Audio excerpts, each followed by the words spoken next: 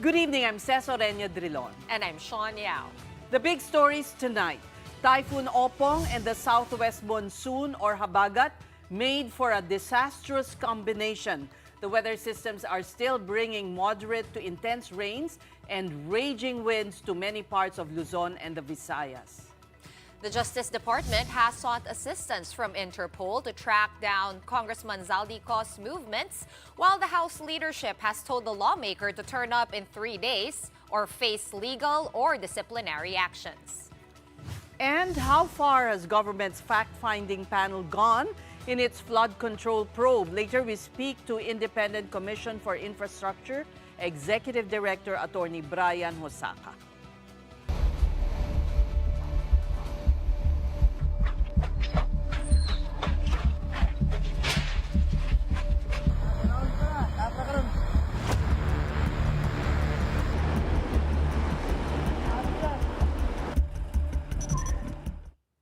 Oppong is back over the water after it crossed Philippine landmass and made landfall 6 times.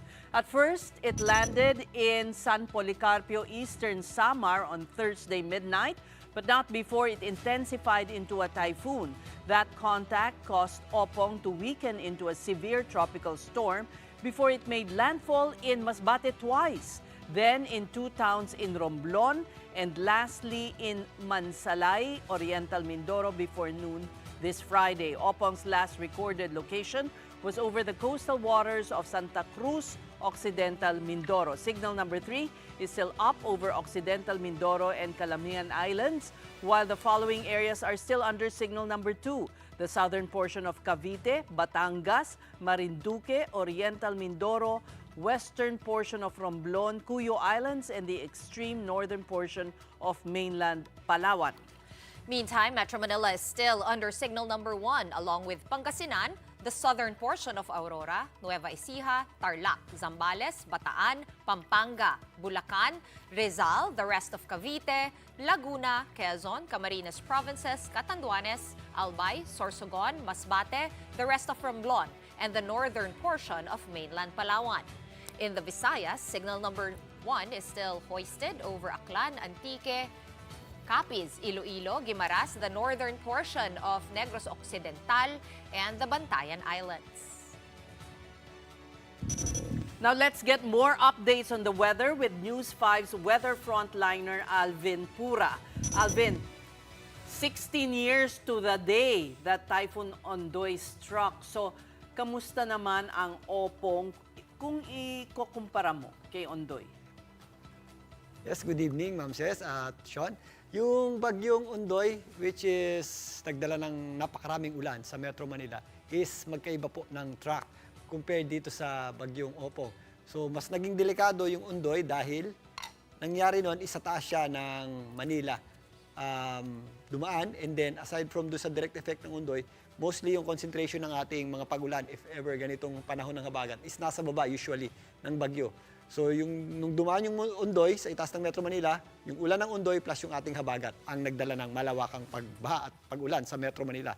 In this case naman, nasa baba natin yung bagyong Oppong, which is napaganda po sa Metro Manila. Aside from dun sa pagbilis niya ng pagkilos, nasa baba yung bagyo nating si Oppong, yung ating concentration ng mga pagulan, kahit mapapansin nyo dito sa ating satellite image, is nandun pa rin sa southwestern periphery ng ating bagyo, which is nandun kasi yung ating southwest monsoon o yung moisture natin. So, dyan ang gagaling. Yung bagyong Oppong, nagdala po yan ng mga pagulan, mostly dito sa ibabang bahagi at dun sa areas na malapit sa center nito. Na-spare po yung Metro Manila sa mga damaging winds at sa mga malawakang pag-ulan na possible nating matanggap dahil nga mas mababa yung dinaanan nitong bagyong Oppong. So comparatively, mas less yung damage nitong Oppong dito sa Metro Manila compared sa bagyong Ondoy. So can we expect, Alvin, na bubuti na ang lagay ng panahon bukas since nakalabas na ng Philippine landmass? Itong si Oppong, currently, nandun na siya sa sea, over the, I guess, West Philippine Sea, South China Sea area, or wala na naman tong chance na mag-U-turn at bumalik? Yes, yun. Wala na pong chance yan na mag-recurve or mag-U-turn dahil wala naman tayong nakikitang ibang weather system na possible na maka-apekto dito. Unless yung ating high pressure area ay humina. Pero ngayon, yung ating high pressure area nga ang nagpasubsob dyan at nagpababa at nagpakilos dyan pa westward. Sa ngayon, yan po ay bumibilis pa ang pagkilos at unti-unti nang lumayo sa ating landmass or ating mga kalupaan. Nandito na ngayon, dito sa may area ng West Philippine Sea. As of now, ang mga areas na dating dinaanan ng bagyong Oppong, ang Bicol Region, ang Eastern Visayas, ang malaking bahagi ng Visayas, actually pati yung areas ng Mindanao, at kasama na rin po dyan ang ilang parts ng Calabarzon, yung eastern part nito, is nababawasan na yung ating mga pagulan. Dahil habang kumikilos, palayo, itong bagyong Oppong, sinasama niya sa kanya yung ating moisture o yung mga pagulan na associated sa kanya. Pero dito sa mga areas ng Mimaropa, meron pa rin tayong mga heavy rains dyan dahil medyo malapit pa naman yung bagyong Oppong at hindi pa yan tuluyang nakakalayo. Sa Metro Manila rin, medyo cloudy pa yung ating panahon at meron pa rin tayong mga possible na scattered at kalat-kalat na pagulan. Maging dito sa area ng Cavite, Batangas at Laguna, kasama na po dyan ang ibang parts ng Central Luzon. Pero bukas, mas malayo na po ang bagyong Oppong, nandiyan na po yan sa may West Philippine Sea, mostly yung kanyang mga pagulan at yung ating habagat ay pupunta rin sa kanya. So relatively, mas maganda na po yung panahon natin sa malaking bahagi ng ating bansa bukas at magpapatuloy pa yan sa darating na Sunday. Pero nangyayari pa rin yung ating mga afternoon showers at thunderstorms. Minsan, malakas na pagulan pa rin po yan, lalong-lalo na kapag meron tayong thunderstorms. Okay, Alvin, yung una nating pinangangambahan nung padating si Oppong dahil nga letter O din siya, katulad kay Ondoy, na sobrang daming dalang ulan.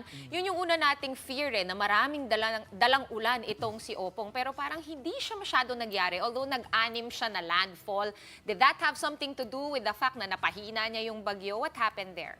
Okay, si Bagyong Oppong, pag yung ating bagyo dumadaan talaga sa Visayas or sa mas mababang parts ng Luzon, mga islands kasi yan eh. So nag-expect talaga tayo ng multiple landfalls. Ang implication yan, hindi naman agad humihina yung bagyo natin dahil meron pa tayong mga parts na tubig dyan. So nakakakuha pa rin yan ng moisture. So nung dumaan si Oppong dito sa mga isla, sa may areas ng Mimaropa, hindi natin nakitaan niya ng significant na paghina, nanatili yan as a severe tropical storm. Pero yung kanyang mga pagulan ay mostly nga nandito sa baba.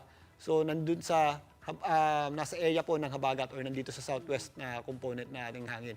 Pero yung ating mga bagyo po ay hindi natin, yung ating mga bagyo parang fingerprint yan. So wala siyang exactly magiging magkatulad. May nagkakahawig, pero again, wala pong magkatulad or magkaparehas na magkaparehas. So comparing to Ondoy, ito pong si Oppong, hindi siya, actually halos same yung kanilang strength, pero yung kanyang moisture na dala-dala ay hindi po ganun karami.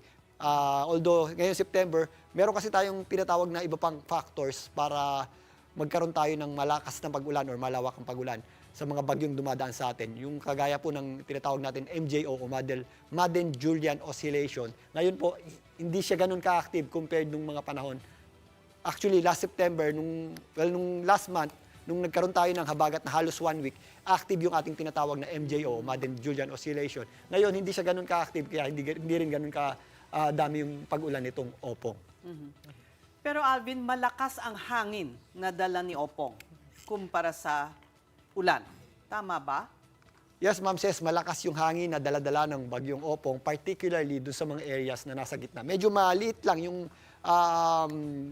damaging winds natin, pero again, concentrated siya doon sa mga areas na gitna. At kung mapapansin nyo, yung mga videos na lumalabas ngayon sa mga areas na nadaanan ng bagyong Oppong, sa Visaya, sa Masbate, sa Romblon at sa Mindoro, nakikita natin yung mga damage na na-create nung kanyang malalakas na bugso ng hangin. Yun nga yung ating, nandun yung tinatawag nating maximum sustained winds at gustiness. Although compact siya, naging destructive pa din siya, dun particularly sa dinadaanan ng center ng bagyong Oppong. At again, yung nandun yung ating damaging winds, pero yung ating pinaka-diameter ng bagyo ay umabot sa 900 kilometers. So extended yung ating hangin. At kahit ngayon dito sa Metro Manila, pag lumabas po kayo, mararamdaman natin yung mga breezy at kuminsan, meron din mga gusty o pabugso-bugsong hangin. Although hindi ganun karaming ulan, extended yung hangin niya hanggang southern part ng Northern Luzon, Central Luzon, kasama dyan ng Metro Manila, nag-extend pa yan sa ngayon dito sa Bicol Region dahil papalayo na nga itong bagyong Oppong at ilang parts ng Mimaropa area at maging dito sa area ng Western Visayas. So comparatively, magkaiba sila ng characteristics ng Ondoy para sa hazards o damage na nadala sa atin. Ito mostly sa mga malalakas na hangin na particular do sa mga areas na nadaanan ng kanyang center o gitna. Si Ondoy naman, ravaging na malalakas or napakaraming ulan na dinala compared sa hangin na dala-dala nito. Alvin, Ano naman ang binabantayan natin? Meron bang bumabadyang dumating dyan? Dahil nasa number 15 pa lang tayo, no? Sa Di ba ang kasamaang palad, expectation, ilan ba? Hanggang 20? nag-average tayo ng 21 or 20, around 20, 19 to 20 bagyo na pumapasok at nabubuong bagyo sa loob ng ating Philippine Area of Responsibility. Sa kasamaang palad, Ma'am Sis, meron tayong binabantayan na namang cloud cluster o grupo ng kaulapan dito sa eastern section ng ating bansa. Kung mapapansin nyo, paglayo ng bagyong Oppong, gaganda yung ating panahon. Pero itong mga kaulapan na ito, magta-travel muli yan dito sa East Philippine Sea. So magkakaroon po yan ng possible na paglakas in the next few days at possible pong umabot yung mga kaulapan na yan sa atin. So moving system yan at babantayan natin yan in the next few days. Possible yan na mag-recurve or umabot din sa ating mga landmass or kalupaan by midweek or hanggang sa susunod na linggo. So, Saan naman kaya siya, anong ruta tatahakin nito, Alvin? Kasi alam natin, pag Burr months, medyo nasa ibang lugar, no? Actually, closer to December, lalo na yung mga Burr months, end of the year, pababa yung tama. Usually, Mindanao ang tinatamaan pag December. So, itong panibagong namumuong bagyo, saan siya posibleng tumama? Saan dapat maging alerto yung mga Pilipino? Which part of the country? yes, Sean, dahil nga sa malaking or malawak na high pressure area dito sa itaas na bahagi ng ating bansa, yan po ang nagpasubsob dito sa bagyong Oppong. Pero itong binabantayan nating low pressure area, ngayon napakalayo pa po niyan at medyo mataas siya nag-start. Mas mababang nag-start itong si Oppong. Sa ngayon, medyo mataas siya ng konti. Usually, ang takbo ng bagyo is recurve pataas unless walang ibang weather system na nakaka-apekto nito, kagaya ng mga high pressure area at ibang bagyo. Itong binabantayan natin sama ng panahon, probably is in-expect din natin mag-recurve. If bumaba pa yan ng konti, may possibility pa yung umabot dito sa Central at Northern Luzon. Pero ngayon nga is medyo malayo pa po ito at isa pang mahinang weather system, which is ang characteristics ng mga ganyang low pressure system pa lamang is erratic ang movement, ang pagkilos at ang lakas niyan dahil nga medyo mahina pa yan. So malawak pa yung ating uncertainty. Pero by now, meron tayong mga possible na puntahan yan mula dito sa Luzon, Southern Luzon area, hanggang dito sa extreme Northern Luzon dahil banda dito po yung magsisimula. So pa-recurve pa rin, northwestward yung ating inaasahang posibleng puntahan itong ating binabantayang sama ng panahon. At yan nga ibabantayan natin in the next few days sa possible development nito dahil dadaan nga yan dito sa may Philippine Sea, which is ang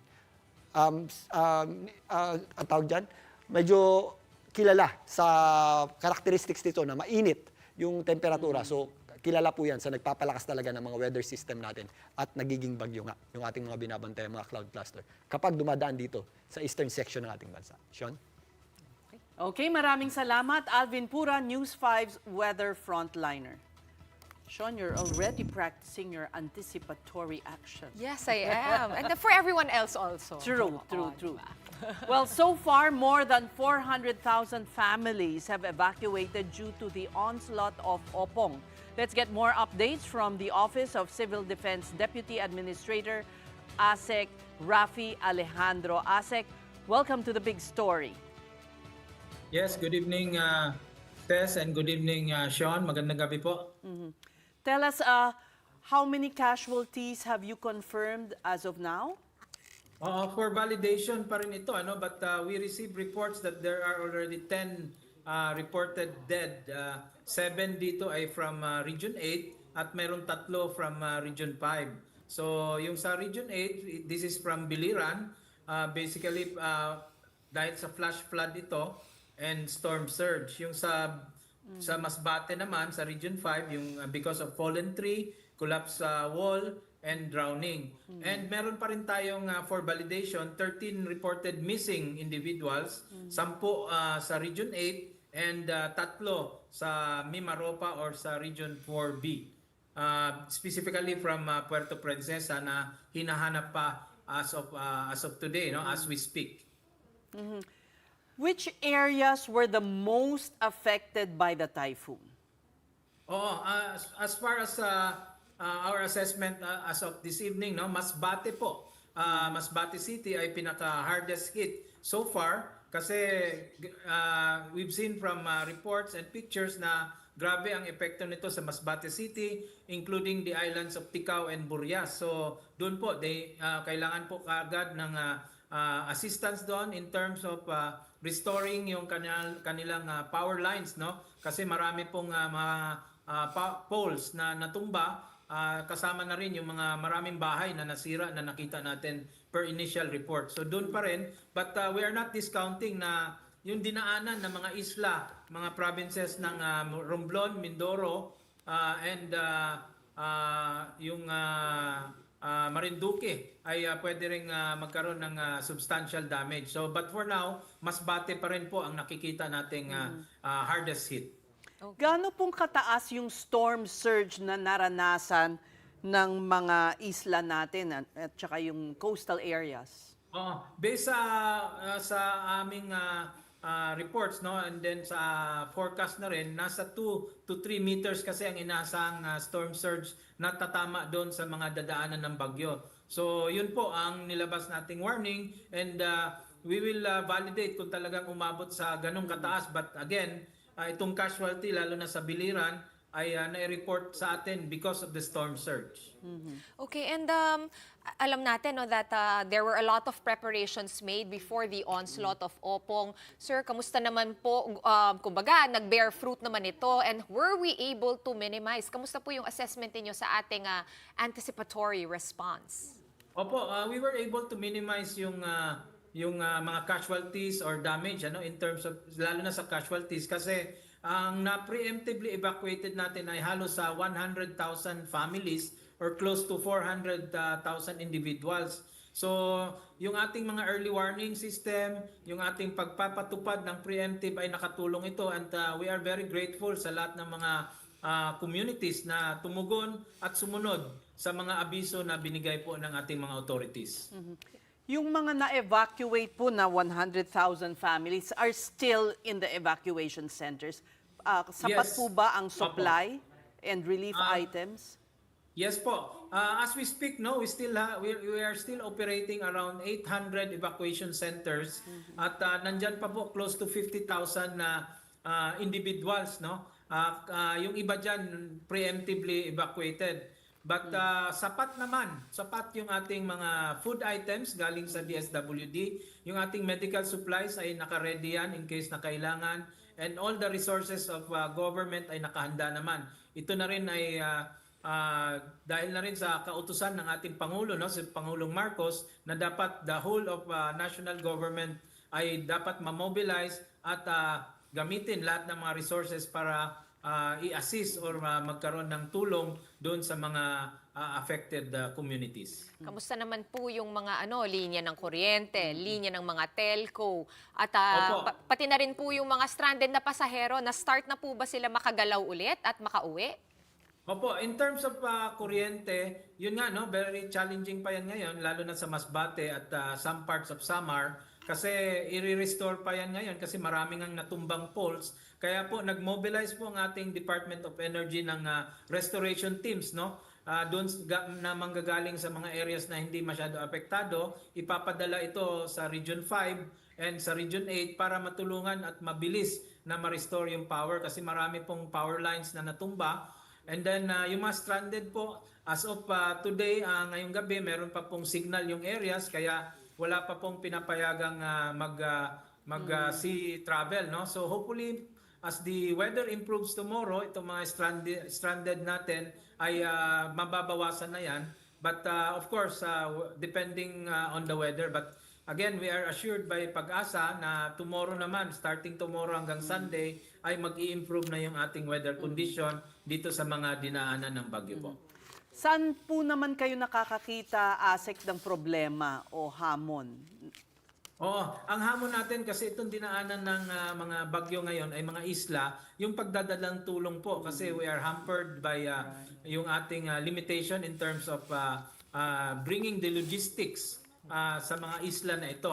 So ngayon po, we have ready goods from mainland Bicol papuntang Masbate, but we are hampered because of the weather, at saka kailangan i-travel pa ito by sea or by air, no? Para makaabot yung tulong. Ganon din sa mga isla, island provinces natin sa Mimaropa, yung Romblon, Mindoro. Yun lang po ang challenge. But good for us po, nagkaroon naman ng prepositioning doon sa mga areas na yan ng mga food items. Kaya naka-ready po ang ating DSWD. If ever po na magdala kami doon, ay replenishment na lang po ito. para po sa next and augmentation.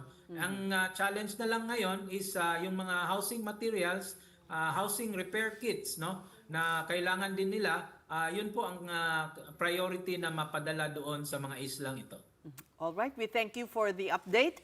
ASEC Rafi Alejandro, Deputy Administrator of the Office of Civil Defense. Right, we're just gonna take a very quick break, but coming right up, House Speaker Boji D gives Congressman Zaldico until Monday to return to the Philippines or face more trouble. That and more when the big story returns. Keep it here.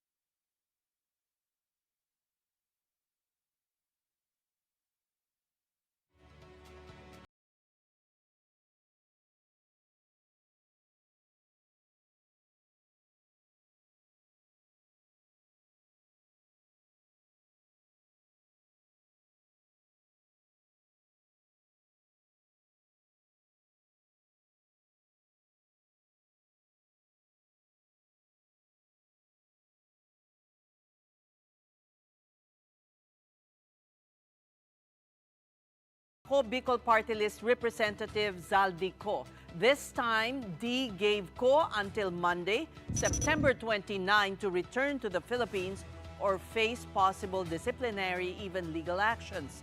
The Speaker issued the deadline in response to Ko's letter.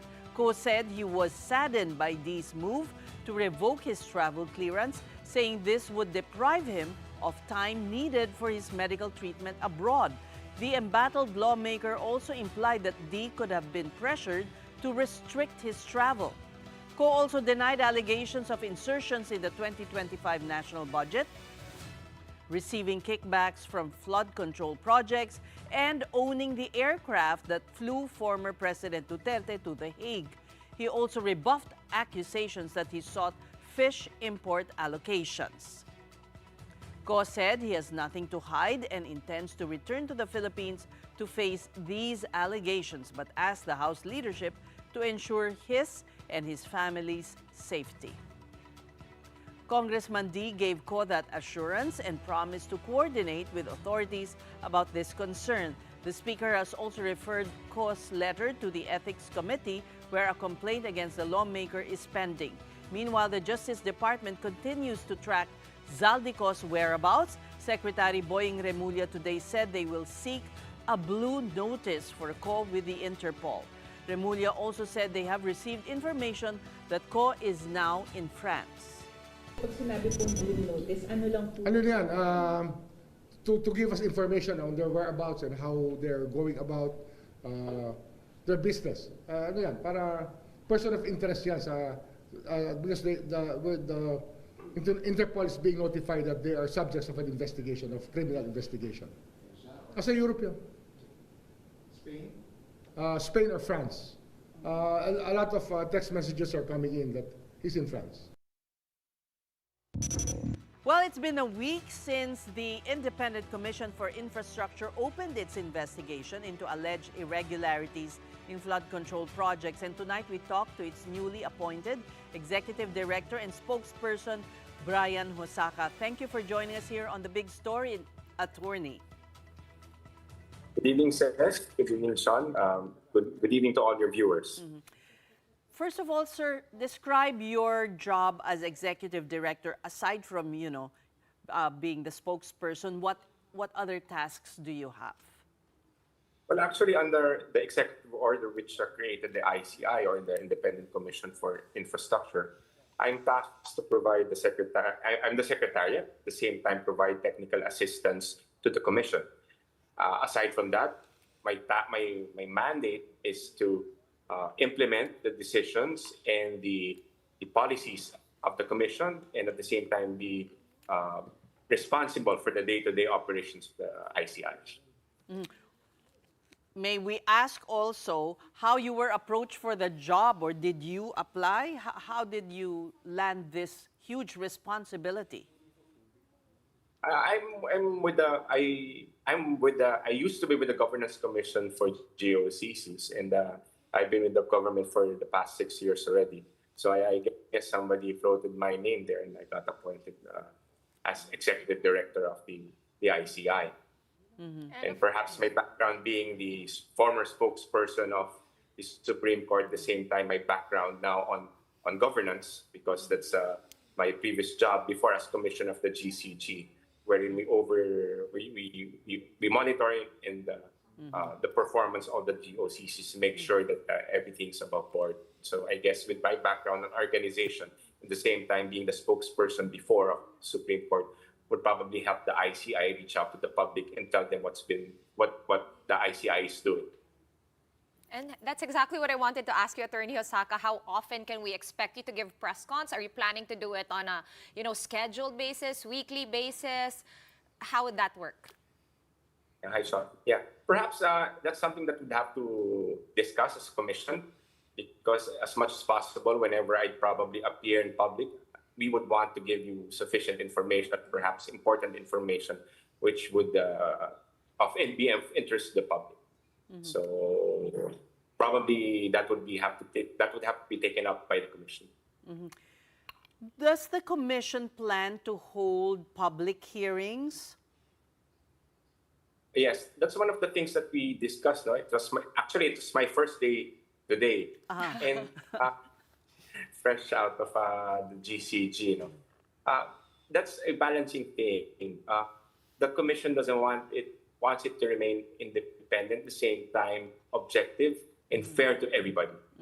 We don't want the commission to be used for any political leverage or agenda by any group or individual.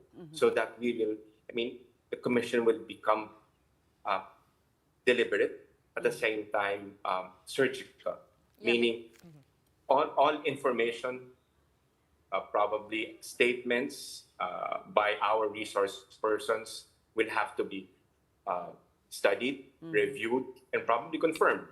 Because as I said earlier, we cannot take the testimony or the statement of any single individual as gospel truth. Right. These things would have to be verified because we're dealing with an important matter.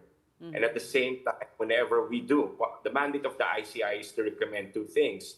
Number one is the filing of actions to those who may be responsible because may be responsible for these anomalous projects. And at the same time, we know for a fact that there was a breakdown in the system. The ICI will look into that also. So we have to be very careful with our recommendation, at the same time with our findings. So we cannot be haphazard in filing cases, and later on it'll be dismissed left or right. Yeah. Because if that happens, we have failed. Yeah, it's also quite a difficult balance. I mean, we've Right. seen the TRICOM, of course, everything is live streamed. The Blue Ribbon Committee, everything is live streamed. So some people say, this gives people kind of a heads up if they want to hide some assets, take out, whatever. So can we expect that? Because people have gotten used to watching these live streams. They eagerly await this. So Yeah. parang That's biglang... why, Sean, I'm wondering, was his answer yes or no? Yeah. may It ganun was ba? rather a long answer on the Pardon me, I public didn't get hearing. the So question. you are saying you'd rather not. Live stream. Attorney. Tama ba? Yes, until perhaps the commission would be dealing with things wherein actually it's facts already. But right now we're investigating. Investigating means these statements will still have to be verified. So it's a very dangerous thing if we live stream it, and at the same time people might be misled. And there's a possibility that happens, and we would like to prevent that because we want the people to trust in the system, trust in the in the independent commission, that we will be doing our jobs fairly, objectively, and independently.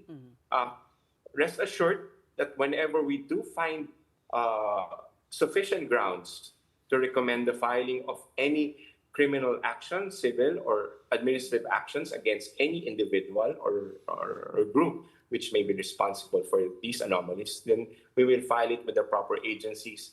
And perhaps that's the time when we can divulge to the public our findings. You can see the findings and the basis why we have recommended such action.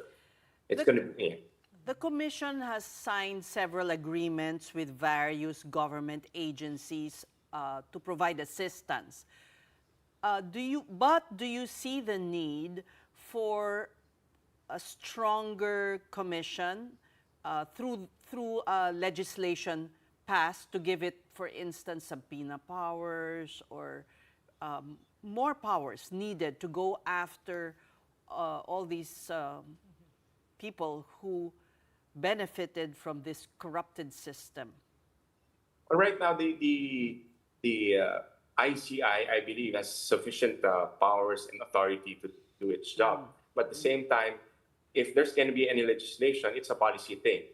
If Congress would want to enact a law giving more powers to the ICI, then it's their prerogative. It's a policy thing. But as far as the ICI is concerned, we will comply with our mandate, given the authority and the powers already mentioned in the executive order. For instance, if you want to summon a person and the person has the prerogative to, ignore it because wala naman kayong subpoena powers, Will you use the DOJ or the NBI instead to do this task for you? Ganun ba yun? Does it work that way? So far, everybody has been cooperative, I believe. Every time that we invite someone, they would go and they would testify and give their statements. However, if there's a time where, obviously, if you read the executive order, there's no contempt powers. The remedy Right. there would be going to the courts, filing an indirect contempt proceedings, and that's the only time that we can cite them for contempt. The courts at that time. But in the meantime, we do receive our resource persons, our witnesses, and so far, no one has denied our invitation or refused our invitation. How often do you guys meet? I know you're kind of like the quote-unquote managing partner, so day-to-day tasks, it's up to you. You're like the operations guy there. But how does this work? Do all members of the ICI meet every day, Monday to Friday, like regular office hours? Or like, for example, did you have to leave your post with the Governance Commission and the GOCCs? I would suppose Yes, so. Suppose, I yeah. had to leave that position to be full-time here in the ICI as its executive director. And as far as the day-to-day operations is concerned, yes, they did meet. They meet every day. That's, I assure you, they do meet every day. Sometimes they leave late at night. And most often, not sometimes, most often they leave late at night, especially the chairman, Justice Andy Reyes, was been working very hard for the commission. As far as the hearings are concerned, I believe they had not a free day, but they stopped the testimonies or hearings first for yesterday and today. But they will resume, I believe, their hearings on Monday. Now, I know it's too early to give a timeline, but in the protest action last September 21, the public said if something has to happen before the end of the year, there must be some accountability established. Is that is that before the end of the year, is that something that can be achieved by the ICI? Perhaps if you say accountable in the sense that cases will be filed in the proper agencies or authority, I think it's happening now. Okay. As far as the ICI is concerned, we're in infancy stage, so to speak. Where it's also my task to come up with an organizational structure and staffing pattern, which I believe is very crucial within the next weeks, because that's the only time that we can really say that we're running like a well-oiled machine. Right now, we only have the three commissioners, and despite of that, with a couple of their staff helping them out, they were able to do and to conduct these hearings. So first things first, we have to have a complete staff to help out the commission, to be more efficient, to be faster. Now, with regard to whether or not we'll be able to achieve that mandate within the end of the year, we are hopeful. In fact, that's why I personally, and perhaps the commission also, would like to appeal to the public. We're trying to be deliberate. We're working hard. We know the clamor of the Filipinos, and when we hear them loud and clear, and because of that, it gives us direction. So rest assured, and we plead to the public. I know it's hard, but we all have to follow this system. This is the first step to be able to provide for reforms and to prevent a repeat of these anomalous projects, or probably the web of corruption which is besetting the country. The problem, it seems, if you listen to the testimonies, this is a huge. It's a web of, in fact, it's a web of corruption probably, and it will take time for us to chip away and untangle that mess. Actually, I wanted So to... yes. Go ahead. So I wanted to ask you, because you're right, it's a very lean team with a very gargantuan task, and there's like a handful of you guys. You mentioned that you're tasked also to fill up the plantilla. How will that go? Are you guys handpicking? Are you going to open it to applicants?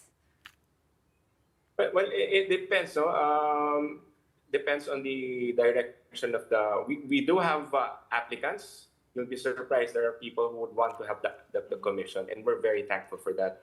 But of course, we have to pick the right people. Yeah. Because it's a complicated thing. Yeah. We need accountants, we need engineers, we need of course lawyers, because it's hard. I mean, personally, whenever you do an ocular inspection, perhaps of particular projects, you have to make sure that whatever you get from that ocular inspection would be admissible in court. It's not enough that you go there. You have rules of evidence to follow. So the lawyers would have to be there to guide these investigators to make sure that whatever evidence, whatever documents they get on the ground Yeah. will be admissible in evidence, Right. and thereafter filed in. And the cases will not just be dismissed left and right. Right. So we have to be deliberate, and I hope that especially the media would be able to reach out to the public and explain to them that this is a process, this is a legal process, so that we will bring those who are responsible for this to justice. Right. Because we don't want them getting scot-free for their actions. There has been some criticism for the ICI's consultant, Mayor Magalong. Has that been raised, and how do you propose to address this? I'm sorry, I'm not I'm not knowledgeable of that Okay. concerns yet. So perhaps I'll ask what would be those concerns, and probably let you know Okay. after I discuss the commission. Okay, well, it is all over social media in case you want to take a browse later, Attorney Osaka. But of course, you've also inked a partnership with the Integrated Bar of the Philippines. So all lawyers, basically in the Philippines, have offered their help to you guys. This is, of course, for drafting cases, filing cases, which cases to file, et cetera, et cetera. How is this partnership really going to work? Are you also going to be selecting carefully which lawyers exactly you're going to take on or ask to help? Yes, of course, that would be a process again, as I told you earlier. We would have to pick the right lawyers also, not just anybody, probably with experience in criminal law and probably litigation, and perhaps also CPA lawyers. Yeah. And if there's people thinking like, well, sino ba nagbabayad sa ICI na to? Di ba? Are you under the executive? I know you're independent, but your funding has got to come from somewhere. So just to clear the With the air, budget. with The the budget budget, and yeah. stuff, they might say, yung budget niyan galing sa ganyan, so they're going to be under this. What would you have to say, just to reaffirm the trust of the people in this Independent Commission for Infrastructure? Well, definitely, if we have to be functioning, we need funding. So I believe there's a fund. As I think I need to talk to Secretary Pangandaman about this. But I think she already explained that it's going to be coming from a particular fund. I just want to be sure what particular fund that is, because I'm not familiar with that already. So I'll discuss it with her. What I have discussed with her initially was the plantilla. Magkano yung But kailangan ninyo? we need funds to make this commission Right. go. Yeah. Yes. How long do you foresee you'll be working here? Well, initially, probably the task is really enormous. Right now, we have to see the quote unquote the universe, what we need to look into. It's really like a complete audit. We have to know what went wrong. We have to study the process of how these projects were planned, were financed, and implemented. And that is complicated. That's why we're very thankful that former Secretary of the DPWH, Babe Singson, is on board because he knows the department. He led the department at the time. Yeah. So that will make it easier for us. He can be our guide on this matter. Yeah. So this will probably take over a year. 2 years. Yes, according to the EO, Executive Order 94, there's a sunset clause there. It will wind down once our mandate is completed. But rest assured, I assure the public that we're fast tracking everything. We want this done because we hear the clamor, we hear the voice of the Filipinos. We're not blind, we're not deaf. We saw the rallies and their concerns last September 21, and when we hear them loud and clear. The best of luck to you. Thank you for talking to us. Thank you very much. ICI Executive Director and Spokesperson, Attorney Brian Hosaka. We're pausing for another breather, but when we return, the National Bureau of Investigation makes another push for the prosecution of 21 people that includes 3 senators. That is, over their supposed involvement in questionable government deals. The details when we return. Stay tuned. Gawad Kalinga founder Tony Meloto's life work and legacy now in peril. He's accused of sex trafficking by 2 of his former male students. Saint? Sinner? Or a mere man who, like everyone else, has battles to fight? Listen to the stories of his accusers and defenders in and outside the place where the sexual abuse supposedly happened. This is Enchanted, not a fairy tale. Catch it on Saturday, September 27 at 7:30 p.m. only on One News. All sides, all the time.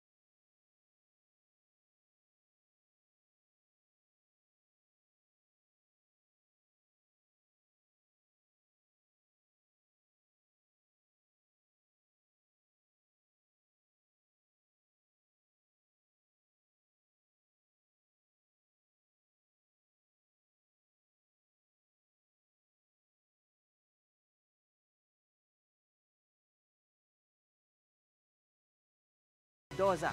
However, other names mentioned during the Senate hearings like former House Speaker Martin Romualdez, former Senator Nancy Binay, and COA Commissioner Mario Lipana were not part of the NBI's recommendation. As for now, those who are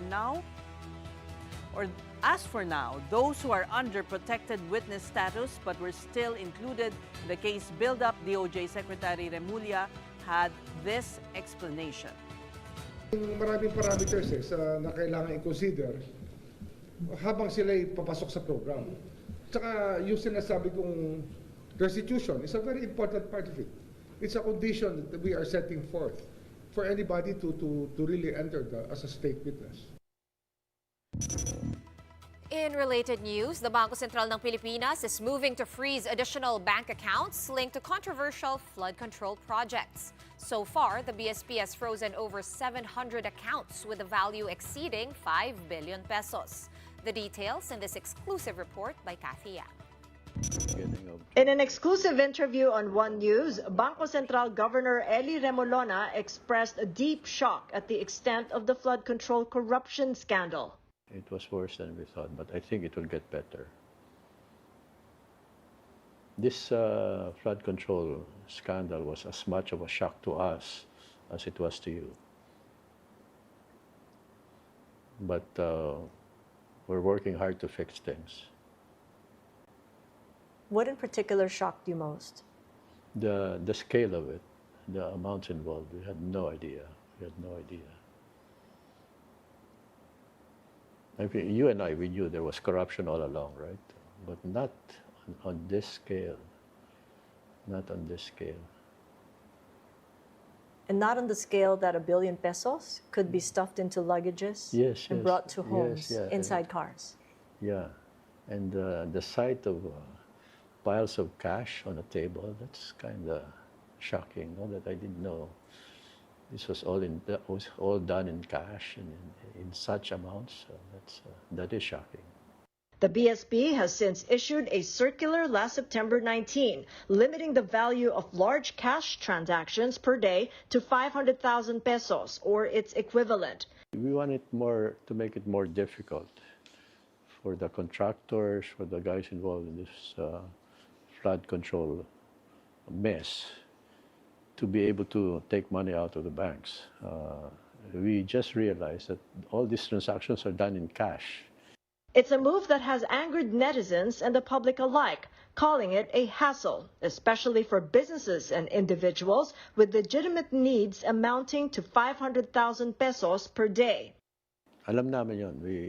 Kaya pwedeng kausapin yung bangko, sabihin mo kung bakit mo kailangan yung cash, and then the bank can allow cash.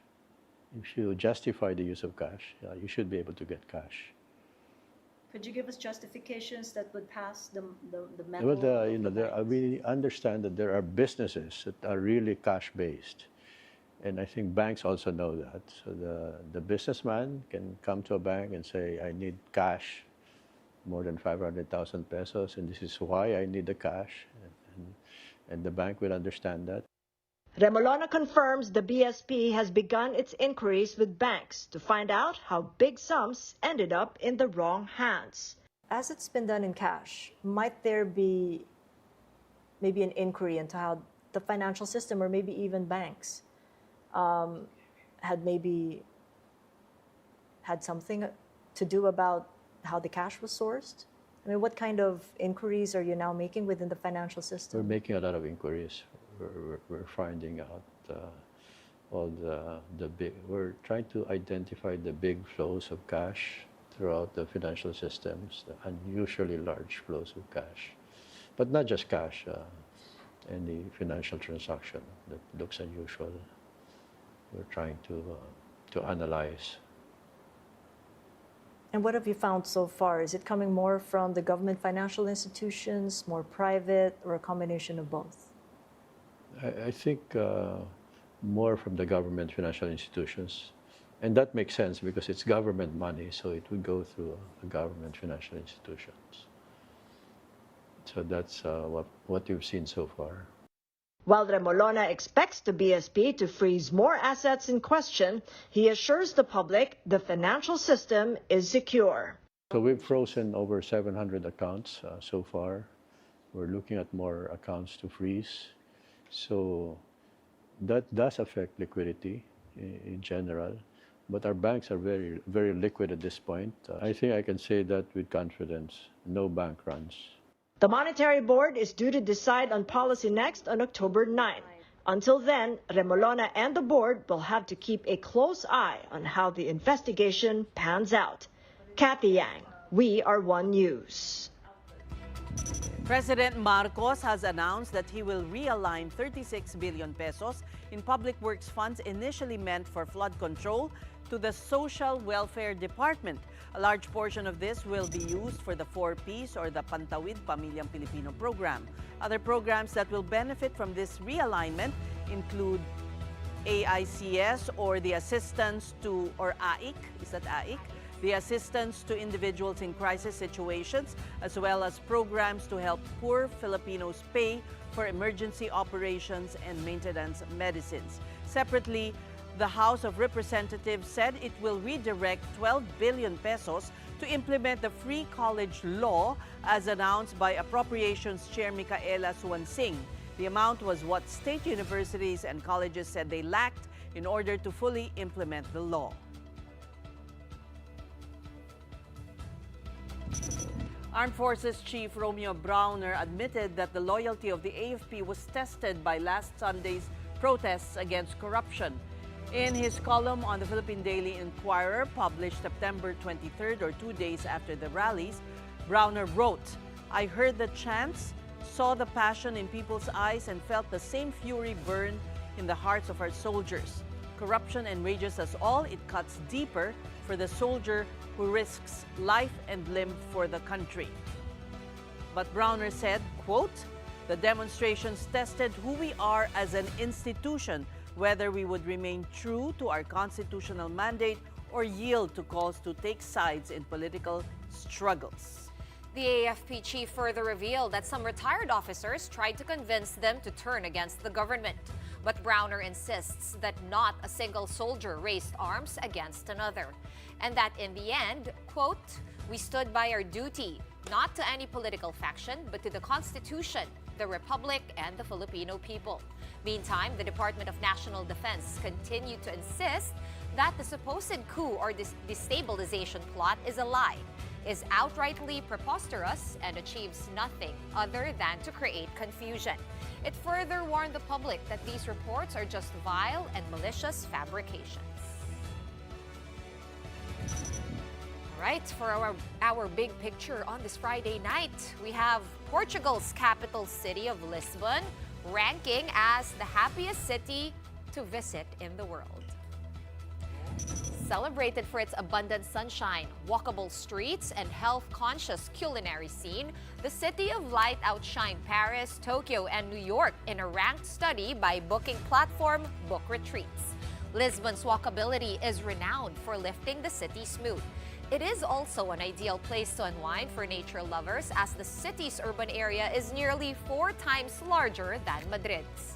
Though Manila's not in the list, other cities like Helsinki in Finland and Orlando in the US also scored a spot in the top 3.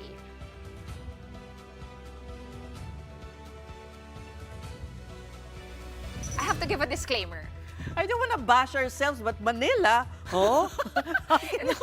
But Lisbon, though, like walkable, it will I've lift never your been. heart rate because it's very, very much uphill. They're steep. It's You have very to- steep. I mean, But- yeah. I have to point out, kasi may pag-asa pa sigurong Manila, because remember, Portugal before was debt-ridden. Yes. It had so much problems, and look, It was the headache of the EU. Diba? Yeah. And then look at Lisbon now, number It is- 1. It is number 1. Sobrang daming digital nomads. You Yeah. know, it's relatively cheaper than the major European cities. The weather is so good.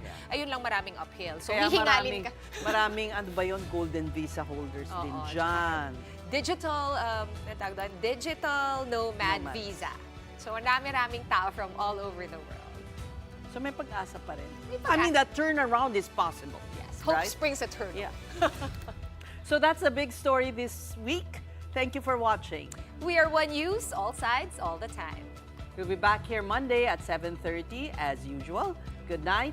Have a safe and warm weekend and hopefully dry.